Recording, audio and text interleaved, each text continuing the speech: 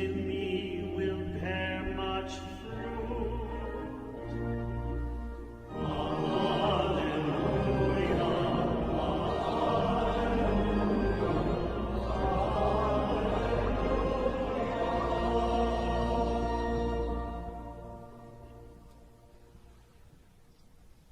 The Lord be with you. And with your spirit. Reading from the Holy Gospel according to John. Glory to you, Lord. Jesus said to his disciples, I am the true vine, and my Father is the vine grower. He takes away every branch in me that does not bear fruit, and every one that does, he prunes, so that it will bear more fruit. And every one that does, he prunes, so that it will bear more fruit. You are already pruned because of the word that I spoke to you. Remain in me, as I remain in you. Just as a branch cannot bear fruit on its own unless it remains on the vine, so neither can you unless you remain in me. I am the vine, you are the branches. Whoever remains in me and I in him will bear much fruit, because without me you can do nothing. Anyone who does not remain in me will be thrown out like a branch and wither. People will gather them and throw them into a fire, and they will be burned. If you remain in me and my words remain in you, ask for whatever you want, and it will be done for you. By this is my Father glorified, that you bear much fruit and become my disciples. Gospel of the Lord. Praise to you, Lord Jesus Christ.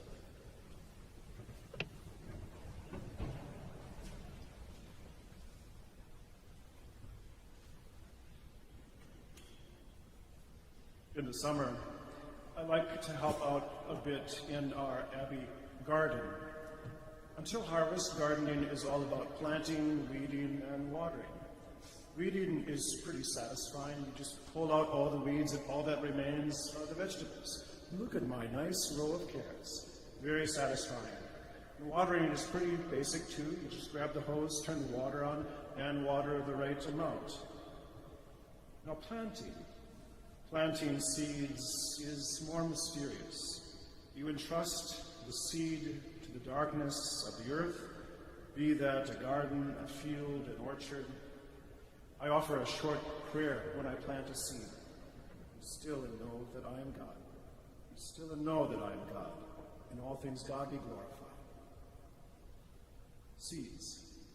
The seeds remain dormant until conditions are right for its germination. Seeds need water and oxygen, proper temperature in order to germinate.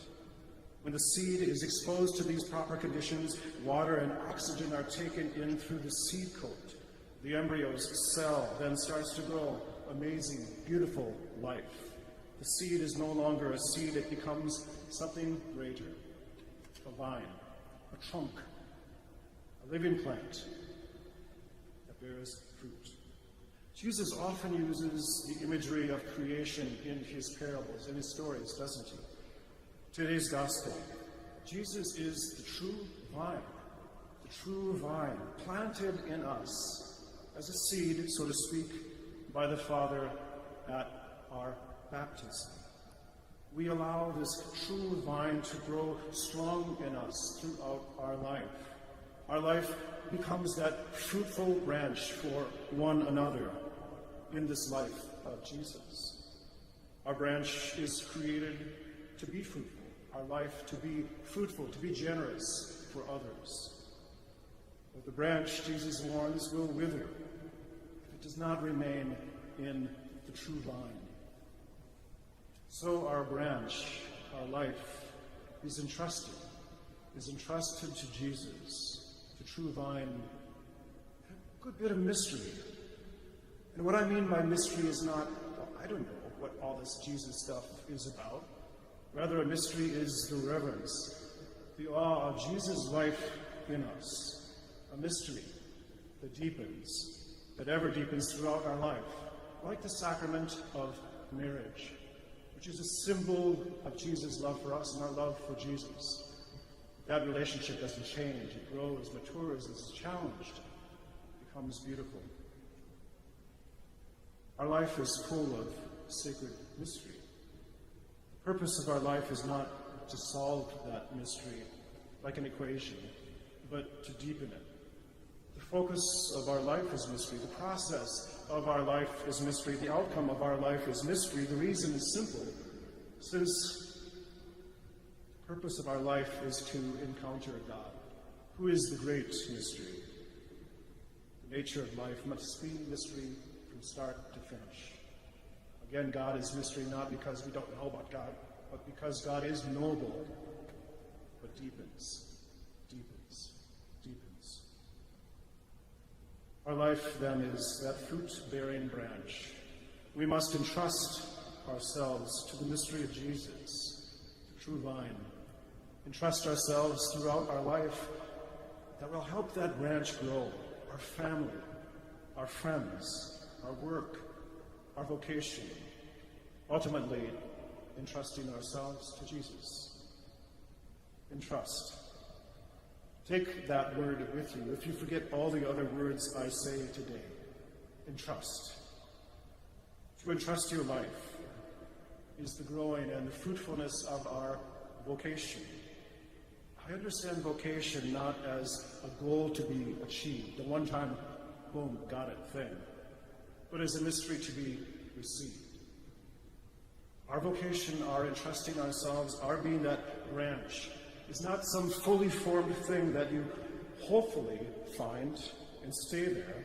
It's much more dynamic. Whatever you do, you can continually ask anew at what you do and ask how it connects to one another, how it connects you to the bigger picture, how it is an expression of your deepest values, how it connects you to Jesus. What do you entrust your life to? Who do you entrust your life to? Should you entrust your life? I believe so. I believe. I say this because I hope that none of us will walk alone in life. Life can be difficult to walk alone. You get lost, you get confused, you can walk the wrong path, you can walk around in circles, in a maze, or worse, you can just simply tired of walking. Always walk with those you love, for those who love you, for those who entrust themselves to you. Poet John Seuss writes, "To be of the earth is to know the restlessness of being a seed, the darkness of being planted, the struggle towards the light, the pain of growth into that light, the joy of bursting and bearing fruit, the love of being food for someone." I love that, the love of being food for someone. The scattering of your seeds, the decay of the seasons, the mystery of death, and the miracle of birth.